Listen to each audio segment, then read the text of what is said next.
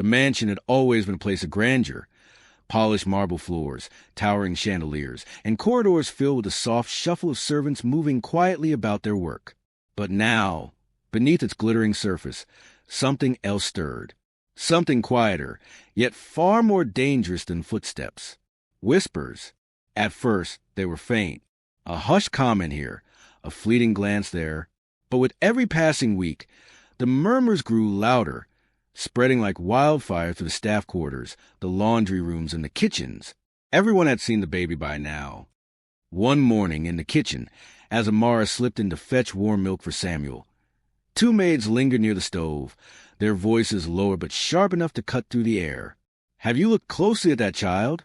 one said, her tone brimming with intrigue. The other chuckled, shaking her head. How could anyone not notice? The boy's eyes are just like his. They didn't dare say Richard's name aloud, but they didn't need to. Everyone knew who his meant. Amara's heart clenched as she pretended not to hear, keeping her head bowed, clutching the milk jug tightly to her chest. She had learned to survive by silence, but inside, shame and fear gnawed at her like relentless shadows. By the time she returned to her small room, Samuel was stirring in his blanket. Her tears were already falling. She sat on the edge of her bed, rocking him gently, whispering, "Don't listen to them, my love. They don't know you like I do." But deep down, she feared the gossip was no longer containable. The whispers did not remain confined to the staff. Guests of the mansion, wealthy associates of Richard's, began to notice as well.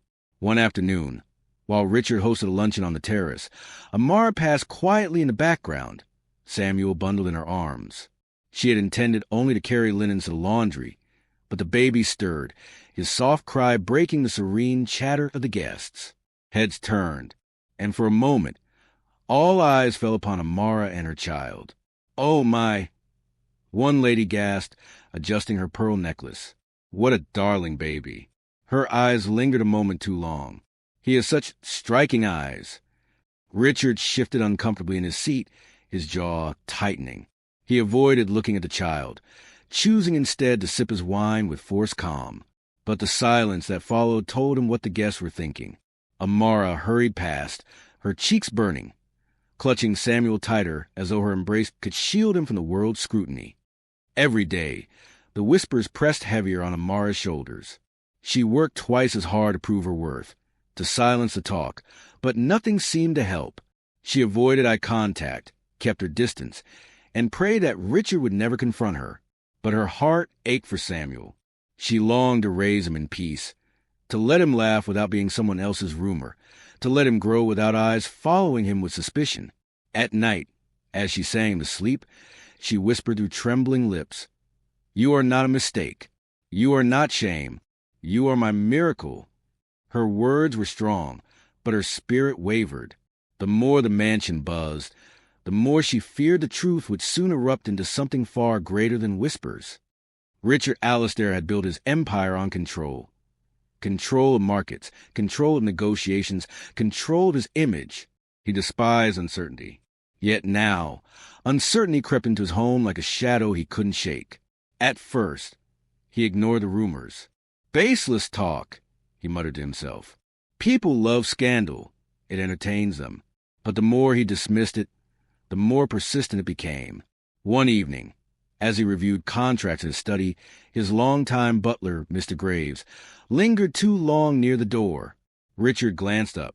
"Out with it, Graves," he said sharply. The butler hesitated, then spoke carefully. "It is not my place, sir, but there is talk among the staff about the maid and her child." Richard's pen froze mid-signature. He looked up, his eyes narrowing. "And what exactly do they say?" Graves lowered his gaze. "That the boy resembles you, sir. That his eyes are yours." The room fell silent. Richard's chest tightened, but he forced a laugh, a harsh, bitter sound. "Nonsense. They're chasing fantasies. I will not entertain it." But even as he said it, his hands trembled slightly. He dismissed Graves with a wave.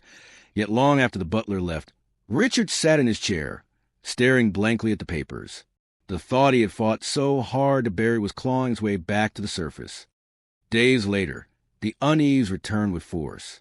Richard had gone to the garden one morning, needing fresh air to clear his mind. He walked along the rose bushes when he heard the sound of soft laughter, a child's laughter. Turning the corner, he saw Mara. She was seated on a bench, Samuel cradled in her arms. She was singing softly, her voice tender, filled with warmth Richard had never known in his world of boardrooms and deals. The baby looked up at her, giggling, his tiny hands reaching for her face.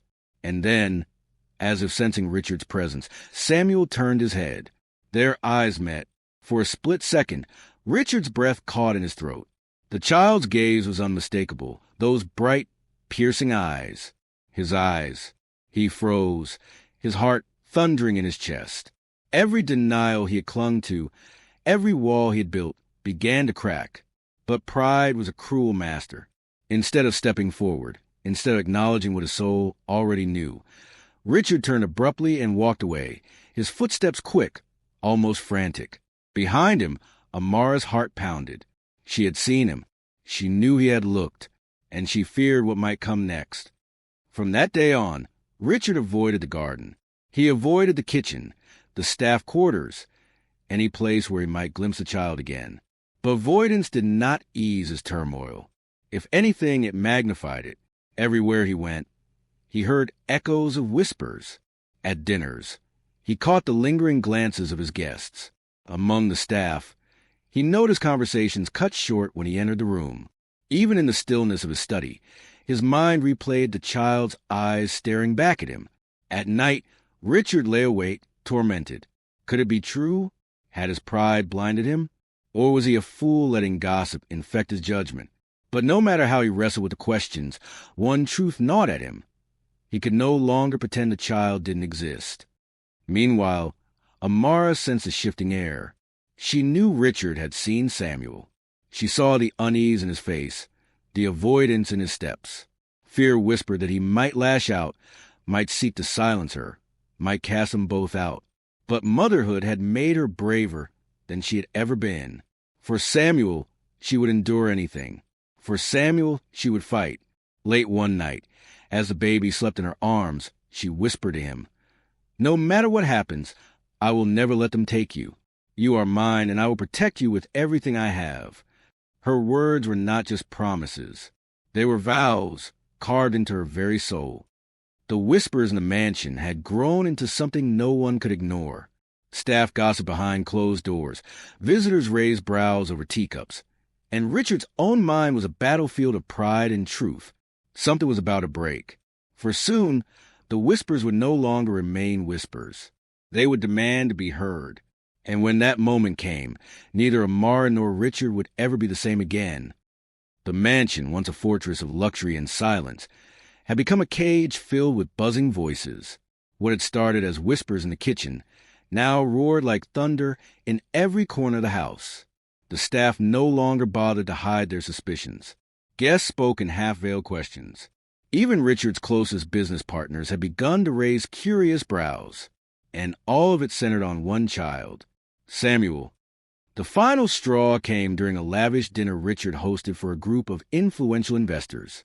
The table glittered with crystal glasses and silver cutlery, the air heavy with the scent of roasted meats and aged wine. Everything was designed to impress, to remind his guests of his power. But power cannot silence gossip.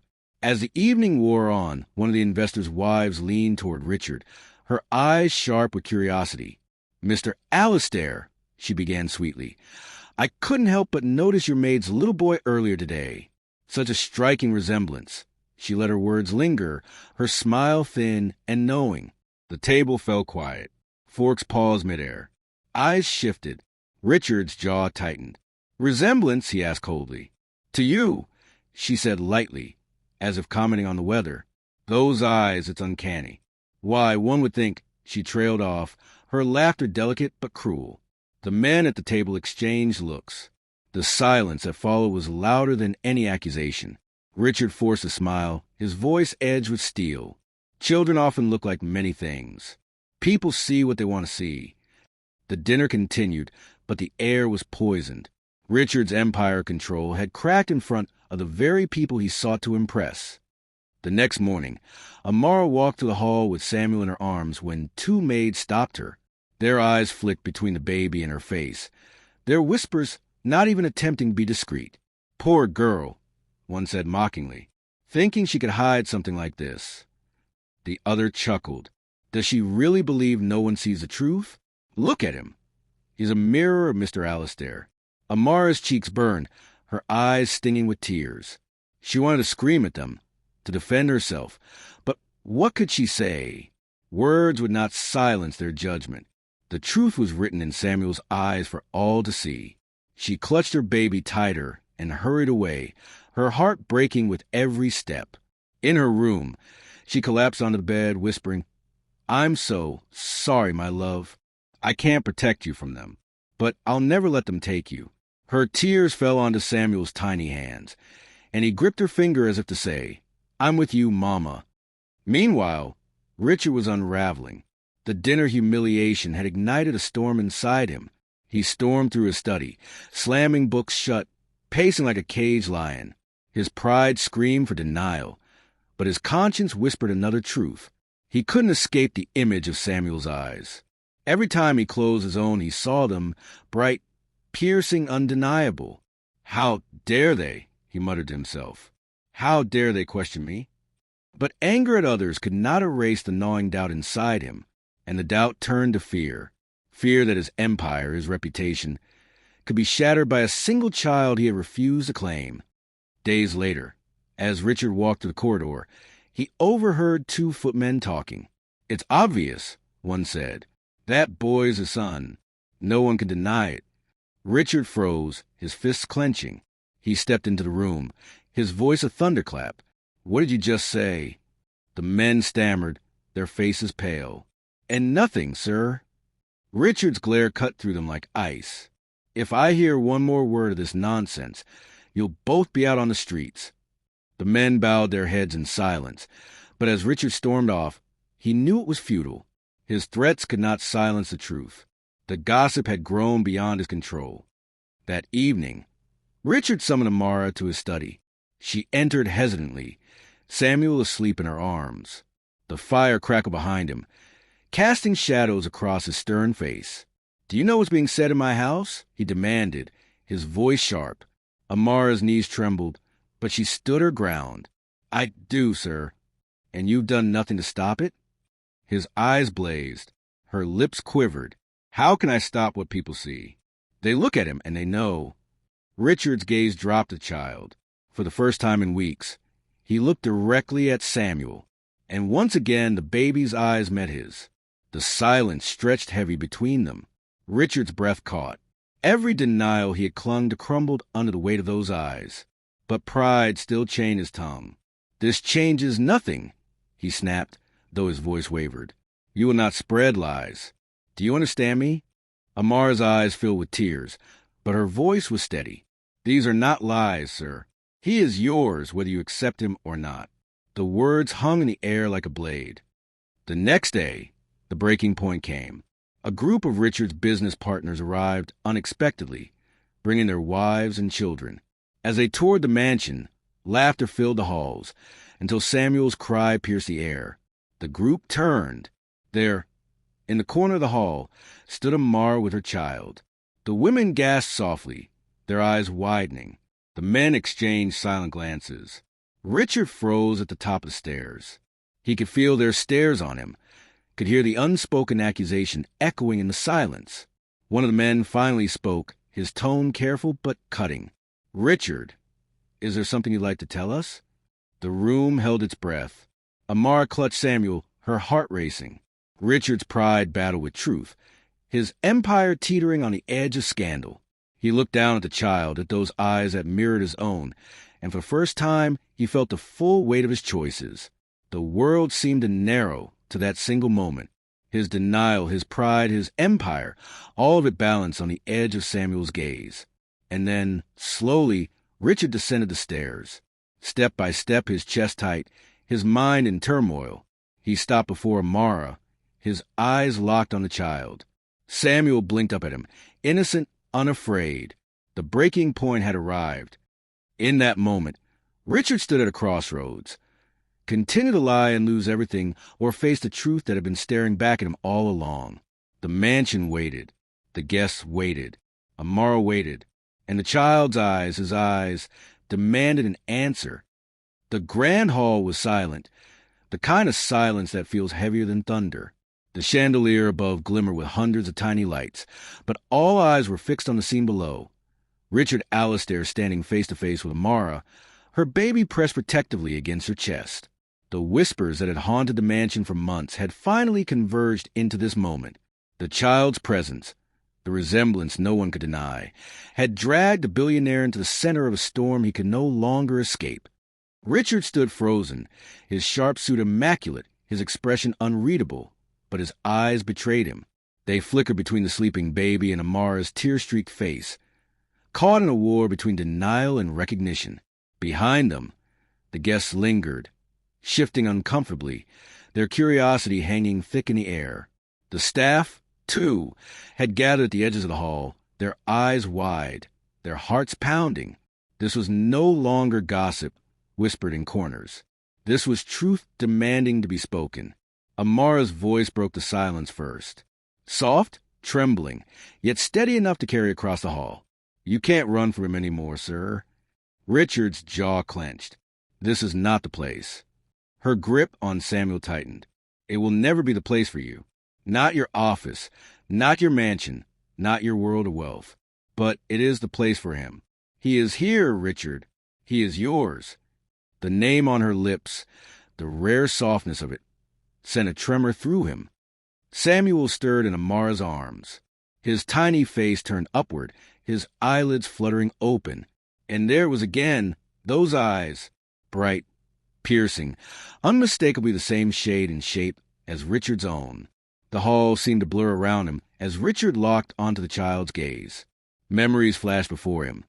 His own reflection as a boy in the gilded mirrors of his father's study.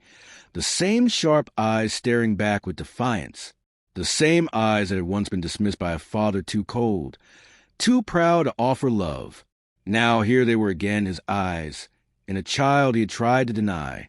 A weight pressed down on his chest, so heavy it nearly stole his breath. He could feel the walls of his pride cracking, the fortress he had built around his heart crumbling piece by piece. He remembered the night Amara had stood before him, trembling but brave, telling him the truth. He had scoffed then, ridiculed her, convinced himself it was a ploy to trap him. He had told himself she was nothing more than a maid, and he was Richard Alastair, untouchable, invincible. But looking at Samuel now, he felt shame burn through his veins. His denial had not erased the truth. It had only hurt the very people who least deserved it. The silence stretched until one of the investors, unable to bear it any longer, cleared his throat. "Richard, the resemblance is undeniable. Surely you see it." Another guest added. No one would fault you for admitting it, but to continue denying. Their words were knives, cutting through his pride, his reputation, his empire, his carefully crafted image. They were all at stake. But for the first time, Richard realized it wasn't just about him. It was about the boy. Richard finally spoke, but his voice was not the commanding thunder of a billionaire. It was low, cracked, trembling like a man standing on the edge of a cliff. "Leave us," he said to the guests. They hesitated, reluctant to miss the drama unfolding, but one look at his face, stern yet breaking, convinced them to obey. Slowly, they filed out, whispering as they went, until only Richard, Amara, Samuel, and a few staff remained. The hall felt cavernous now, the silence deafening. Richard stepped closer. "Show him to me." Amara's arms tightened protectively. "You'll not hurt him with your pride again."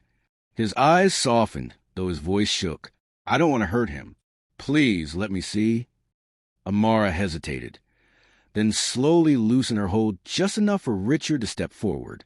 He leaned down, his face inches from Samuel's. The baby blinked at him, his tiny lips curling into faintest of smiles. Richard's breath caught. His heart, long buried under ambition, wealth, and pride, lurched in his chest. It was like staring into a mirror of his own soul. This is my son," he whispered, the words escaping before he could stop them. Amara gasped softly, tears spilling from her eyes. For months, she had carried the weight of denial alone. Now, finally, he had spoken the truth she had always known. Richard sank into a chair nearby, burying his face in his hands. His shoulders trembled, the image of the untouchable billionaire shattering before Mara's eyes. "I was a fool," he muttered, blinded by pride, by fear. "I thought admitting this would destroy me." But denying it, he lifted his head, his eyes glistening. "Denying him has destroyed me more." Amara's chest tightened. For the first time, she saw not the ruthless businessman, but the man beneath, the man who had been too afraid to feel, too afraid to be vulnerable. But her voice held no softness. "Do you know what your denial cost me?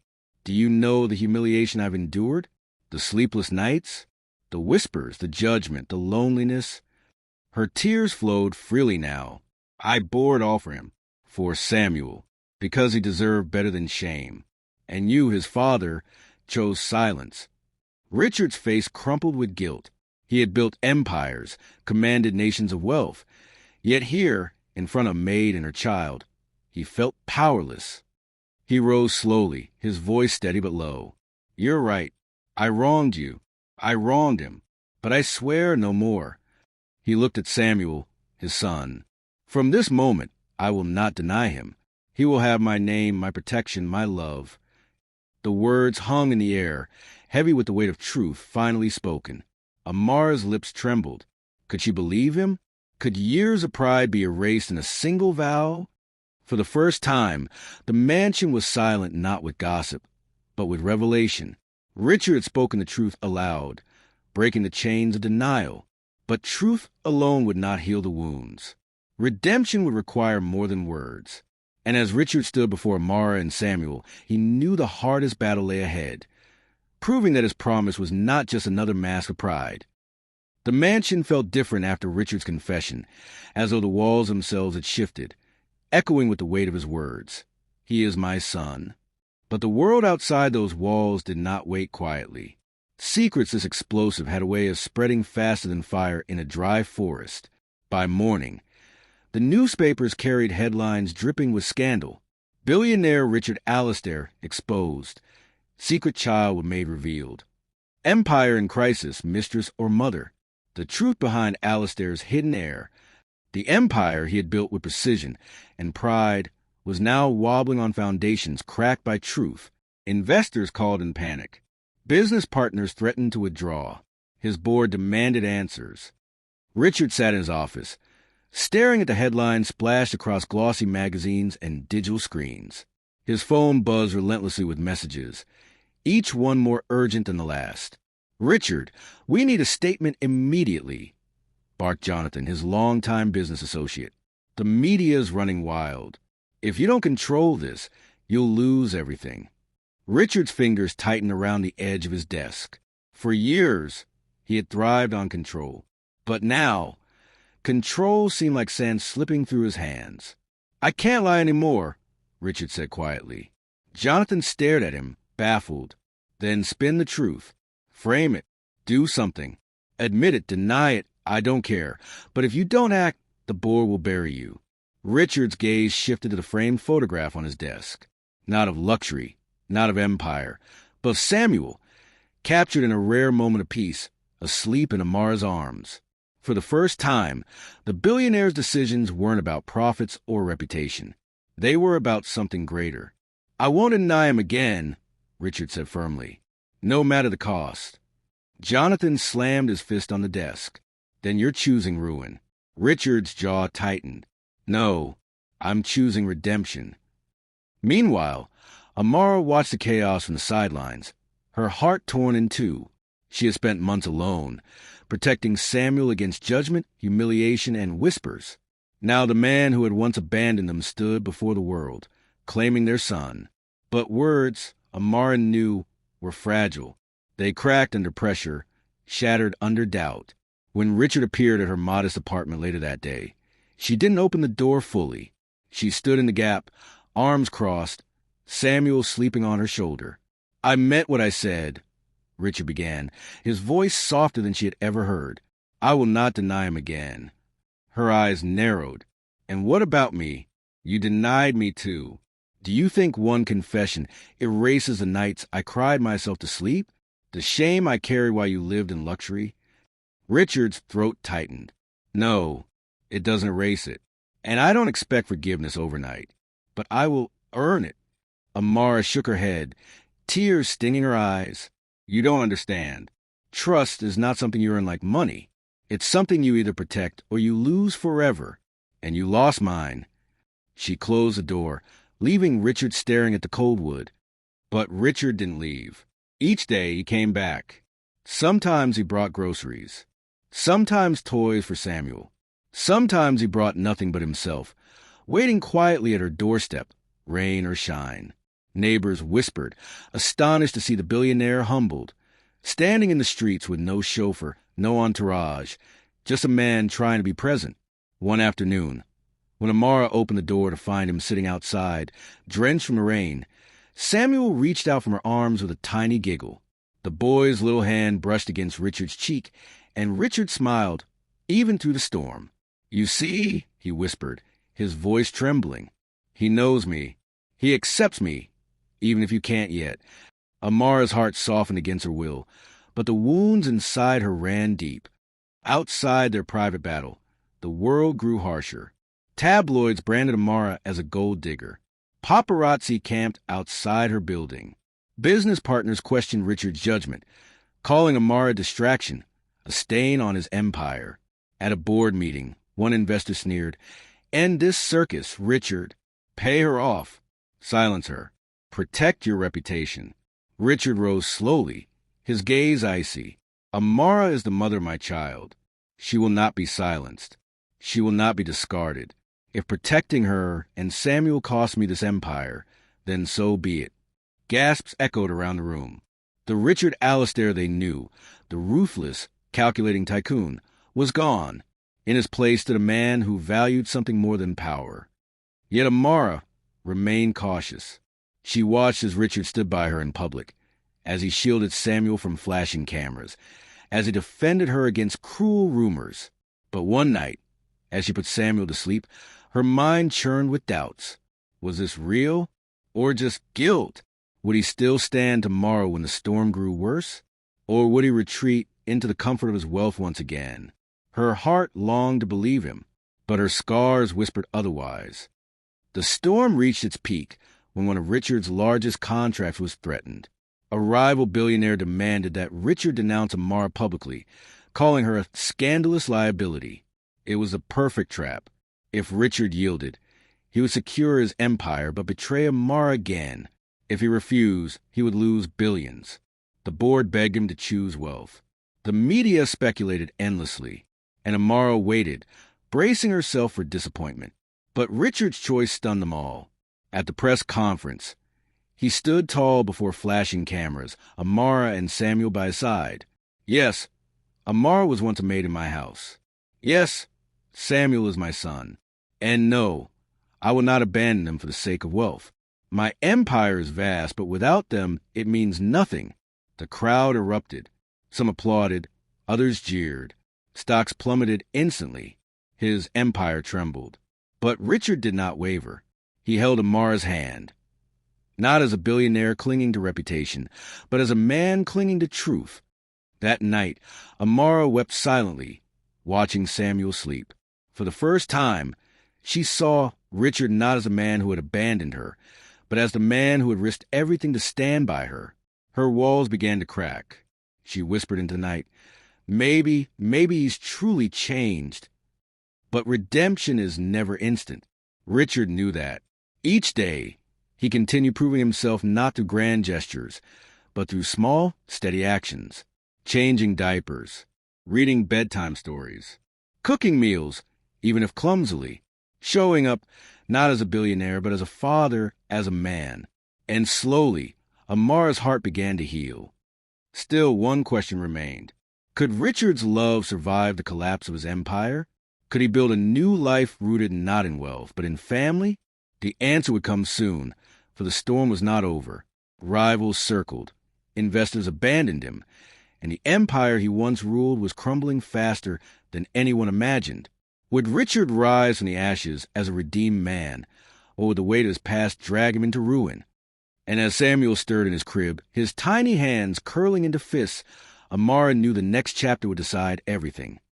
The empire Richard Alastair had built brick by brick, deal by deal, began to crumble. Stocks nosedived. Board members resigned. Banks froze accounts. His rivals pounced, circling like wolves around wounded prey. The headlines, once filled with his triumphs, now painted him as a fallen giant. From billionaire to beggar, Alastair's fall from grace. Love or madness. Billionaire chooses Maid over money. But Richard did not flinch. For the first time in his life, he did not measure his worth by numbers or contracts. He measured it by Samuel's laughter, by Amara's presence, by the warmth of a family he had once denied. The grand mansion, once brimming with servants and guests, stood silent. Chandeliers still glittered, but their light fell on empty halls. Luxury remained, but it no longer defined him. Richard sat in the nursery, watching Samuel play with wooden blocks.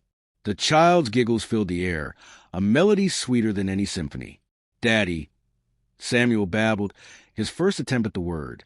Richard froze, tears stinging his eyes. He reached out, lifting the boy into his arms. "Yes, I'm here, son, always." At that moment, the empire he had lost seemed insignificant compared to the title he had just earned, father. But Amara's heart still battled uncertainty. She had seen him lose everything, yet still stand tall. She had seen him choose Samuel over power. But scars of betrayal do not vanish overnight. One evening, she sat across from him at the dining table. The silence between them stretched heavy. "Richard," she said finally, her tone steady, "you've changed. I see it. But I need to know, is this forever? Or just until the storm passes?"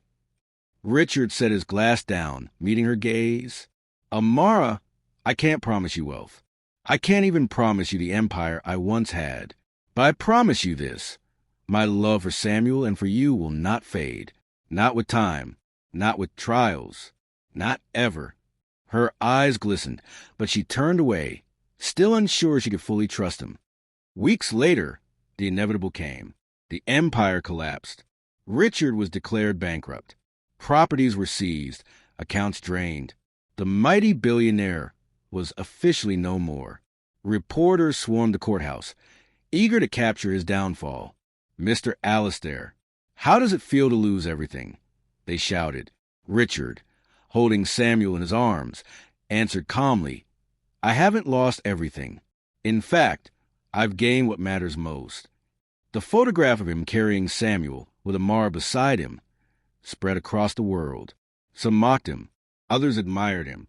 But one thing was clear: he was no longer defined by wealth, but by love. That night, Amara stood by the window, staring at the city lights. Richard entered quietly, holding Samuel, who had fallen asleep against his chest. "Amara," he said softly, "I know I've lost a world, but if I could have just one thing left, I'd choose you. You and Samuel. Everything else is noise." Her heart cracked open. For months, she had watched him prove his love. Not with diamonds or promises, but with sacrifice, humility, and presence. She turned, tears streaming down her face. "You've hurt me, Richard, more than anyone ever has.